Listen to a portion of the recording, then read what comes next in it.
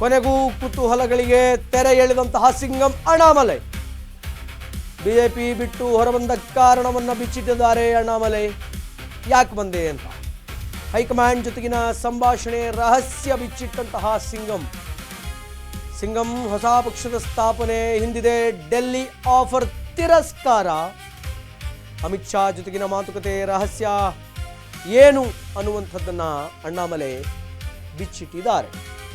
State politics to central ಪಾಲಿಟಿಕ್ಸ್ಗೆ ಹೋಗುವಂತಹ ಒಂದು ಆಫರ್ ಇತ್ತು. ಆಫರನ್ನು ತಿರಸ್ಕಾರ ಮಾಡಿದ್ದಕ್ಕೆ ಈಗ ಅವರು ಬಿಜೆಪಿ ಬಿಡುವಂತಾಯಿತು. ನನಗೆ ಕೇಂದ್ರ ಗೃಹ ಸಚಿವರಾದ ಅಮಿತ್ ಶಾ ಕರೆ ಮಾಡಿದ್ರು ಅಂತ ಅಣ್ಣಾಮಲೈ ಹೇಳ್ಕೊಂಡಿದ್ದಾರೆ. ಕೇಂದ್ರ ಗೃಹ ಸಚಿವರಾಗಿರುವಂತಹ ಅಮಿತ್ ಶಾ ಅವರು ಫೋನ್ ಮಾಡಿದ್ರು, ದೆಹಲಿಗೆ ಬಂದು ಜವಾಬ್ದಾರಿ ವಹಿಸಿಕೊಳ್ಳುವಂತೆ ಸೂಚನೆಯನ್ನು ಕೂಡ ನೀಡಿದ್ರು ಅನ್ನುವಂತಹ ವಿಚಾರವನ್ನು ಅಣ್ಣಾಮಲೈ ಹೇಳ್ತಾ ಇದ್ದಾರೆ. 3 ವರ್ಷ ದೆಹಲಿಯಲ್ಲಿದ್ದು ಮಾಡಬೇಕಾದಂತಹ ಜವಾಬ್ದಾರಿಯಲ್ಲಿ ಎಲ್ಲವನ್ನ ಬಿಟ್ಟು ದೆಹಲಿಗೆ ಬಂದು ಕೆಲಸ ಮಾಡಬೇಕು. ನಾನು ಅಮಿತ್ ಶಾ ಮಾತನ್ನ ಒಪ್ಕೊಳ್ಳೋಕ್ಕೆ ಸಿದ್ಧನಿರಲಿಲ್ಲ. I am not ready to listen Amit Shah word ಅನ್ನುವಂತಹ ಮಾತನ್ನ ಅಣ್ಣಾಮಲೈ ಹೇಳಿದ್ದಾರೆ. ಯಾಕಂದ್ರೆ ಅದು ನನಗೆ ಸೂಕ್ತವಾದಂತಹ ಆಯ್ಕೆ ಆಗಿರಲಿಲ್ಲ. It's not my cup of tea ಅನ್ನುವಂತಹ ಮಾತನ್ನ ಅಣ್ಣಾಮಲೈ ಹೇಳ್ತಾ ಇದ್ದಾರೆ. ನಾನು ತಮಿಳುನಾಡಿನಲ್ಲಿಯೇ ಇದ್ದು ಜನಸೇವೆಯನ್ನ ಮಾಡ್ತೇನೆ ಮತ್ತು ಆ ಜನಸೇವೆ ಮಾಡೋದಕ್ಕಂತ ತಾನೇ ಖಾಕಿಯನ್ನು ತೊರೆದು ವೈಟ್ ಆ್ಯಂಡ್ ವೈಟ್ ಹಾಕಿ ಪಾಲಿಟಿಕ್ಸ್ಗೆ ಬಂದಿದ್ದು ಅಣ್ಣಾಮಲೈ. ಅಮಿತ್ ಶಾಗೆ ನಾನು ತಮಿಳುನಾಡಿನಲ್ಲೇ ಇರ್ತೀನಿ ಅಂತ ಕ್ಲಿಯರ್ ಆಗಿ ಹೇಳಿದ್ದೆ. ಇದು ಅಣ್ಣಾಮಲೈ ಹೇಳಿರುವಂತಹ ಮಾತು. ಆದರೆ ನಾನು ರಾಜಕೀಯದಲ್ಲಿ ಅಮಿತ್ ಶಾ ತತ್ವವನ್ನು ಪಾಲಿಸ್ತೀನಿ, ಇದೊಂದು ಮಾತು ಹೇಳಿದ್ದಾರೆ. ಅವರ ಮಾತನ್ನು ನಾನು ಇಲ್ಲ ಅಂತ ಹೇಳಿದೆ, ಆದರೆ ಅವರ ತತ್ವವನ್ನು ಪಾಲಿಸ್ತೀನಿ. ಪಾಲಿಟಿಕ್ಸಲ್ಲಿ ಕೇವಲ ಪಾಲಿಸುವುದನ್ನಲ್ಲ, ಅದನ್ನು ಅನುಸರಿಸಿದ್ದೇನೆ, ಅಪ್ಲೈ ಕೂಡ ಮಾಡಿದ್ದೇನೆ. ಕೇವಲ ಫಾಲೋ ಮಾಡಲ್ಲ, ಮೆನಿ ಟೈಮ್ಸ್ ಐ ಅಪ್ಲೈಡ್ ಅನ್ನುವಂಥ ಮಾತನ್ನು ಹೇಳಿದ್ದಾರೆ.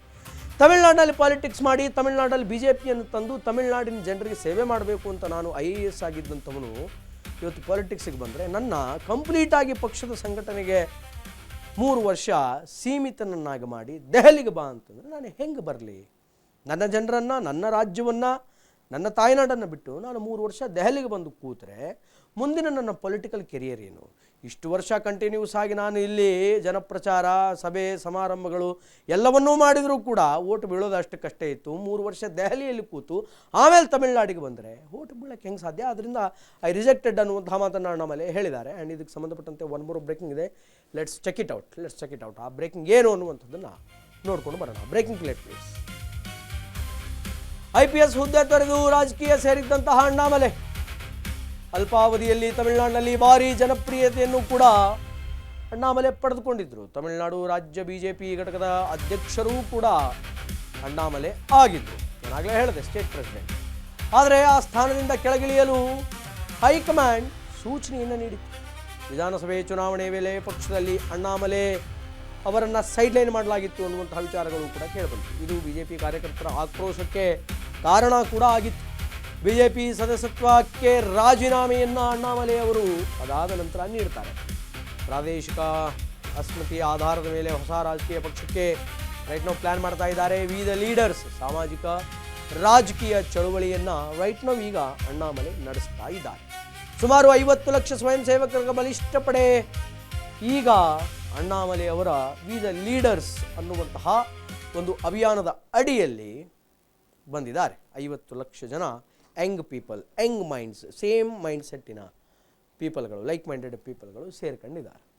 3 ವರ್ಷ ಪಕ್ಷ ಸಂಘಟನೆ ಮಾಡೋದಕ್ಕೆ ನೀನು ತಮಿಳುನಾಡನ್ನು ಬಿಟ್ಟು ದೆಹಲಿಗೆ ಬರಬೇಕು ಅಂತ ಹೇಳಿದಾಗ ಅಣ್ಣಾಮಲೈ ಕ್ಲಿಯರ್ ಆಗಿ ಅದನ್ನು ರಿಜೆಕ್ಟ್ ಮಾಡಿದ್ದಾರೆ. ರಾಜಕೀಯದಲ್ಲಿ ಅಮಿತ್ ಶಾ ಅವರ ತಂತ್ರಗಾರಿಕೆಯನ್ನು ಅಥವಾ ಅವರ ಇನ್ಸ್ಟ್ರಕ್ಷನ್ಸ್ಗಳನ್ನು ನಾನು ಫಾಲೋ ಮಾಡ್ತೀನಿ ಮತ್ತು ಮಾಡಿದ್ದೀನಿ. ಅದನ್ನು ಅನ್ವಯ ಕೂಡ ಮಾಡ್ಕೊಂಡಿದ್ದೀನಿ ನನ್ನ ಪೊಲಿಟಿಕಲ್ ಕೆರಿಯರಲ್ಲಿ, ಇಲ್ಲ ಅಂತ ಹೇಳಲ್ಲ. ಬಟ್ ಆದರೆ ನನ್ನ ರಾಜ್ಯವನ್ನು ಬಿಟ್ಟು ನಾನು ದೆಹಲಿಗೆ ಹೋಗಿ ಕೂಡೋದು ಸರಿ ಅಂತ ಅನ್ನಿಸ್ಲಿಲ್ಲ. ಅದಾದಮೇಲೆ ಕಳೆದ ಬಾರಿ ಎಲೆಕ್ಷನ್ಸಲ್ಲಿ ಅಣ್ಣಾಮಲೈ ಅವರನ್ನು ಎಲ್ಲೋ ಒಂದು ಕಡೆ ಸೈಡ್ಲೈನ್ ಮಾಡಲಾಯಿತು ಅನ್ನುವಂತಹ ವಿಚಾರಗಳು ಕೂಡ ಬೆಳಕಿಗೆ ಬಂತು. ಹಾಗೆ ಸೈಡ್ಲೈನ್ ಮಾಡ್ತಾ ಇದ್ದಾರೆ ಅಂತ ಗೊತ್ತಾದ ತಕ್ಷಣ ತಮಿಳುನಾಡಿನಲ್ಲಿ ಅನೇಕ ರಾಜೀನಾಮೆಗಳು ಸದ್ದು ಮಾಡೋದಕ್ಕೆ ಪ್ರಾರಂಭ ಆಯಿತು. ಅದಾದಮೇಲೆ ಅಣ್ಣಾಮಲೈ ಅವರ ರಾಜೀನಾಮೆ ಆಗುತ್ತೆ. ಅದಾದಮೇಲೆ ವಿ ದ ಲೀಡರ್ಸ್ ಅನ್ನುವಂಥ ಅಭಿಯಾನಕ್ಕೆ ನಾಂದಿಯನ್ನು ಹಾಡಿದ್ದಾರೆ. ಹತ್ರ 50 ಲಕ್ಷ ಜನ ಅದಕ್ಕೆ ರಿಜಿಸ್ಟರ್ ಮಾಡ್ಕೊಂಡಿದ್ದಾರೆ. ಮುಂದಿನ ದಿನಗಳಲ್ಲಿ ಅಣ್ಣಾಮಲೈಯವರ ಪೊಲಿಟಿಕಲ್ ಕೆರಿಯರ್ ಹೆಂಗಿಡುತ್ತೆ, ವಿ ದ ಲೀಡರ್ಸ್ ಮೂಲಕ ಮತ್ತೆ ಏನೆಲ್ಲ ಮಾಡ್ತಾರೆ, ಅಥವಾ ಮುಂದೆ ಯಾವುದಾದ್ರೂ ಬೇರೆ ಪೊಲಿಟಿಕಲ್ ಪಾರ್ಟಿಯನ್ನು ಓಪನ್ ಮಾಡ್ತಾರಾ, ಕಾದು ನೋಡೋಣ.